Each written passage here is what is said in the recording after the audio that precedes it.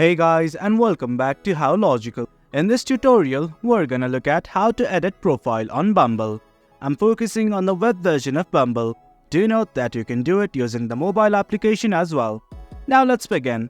I'm simply gonna type bumble.com and hit on enter right now.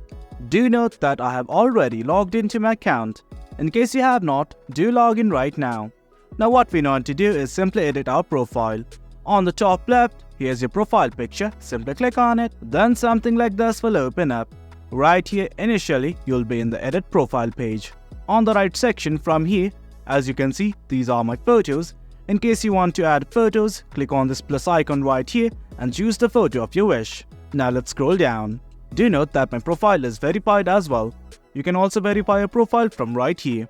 Now as you can see, here are my profile prompts. Simply click on it. As you can see, I have not added it. In case you want to add it, simply click on this plus button and follow the prompts. Now here are these other options as well, called as About Me. You can add your information right here. My work and education. You can include your job, your education and everything.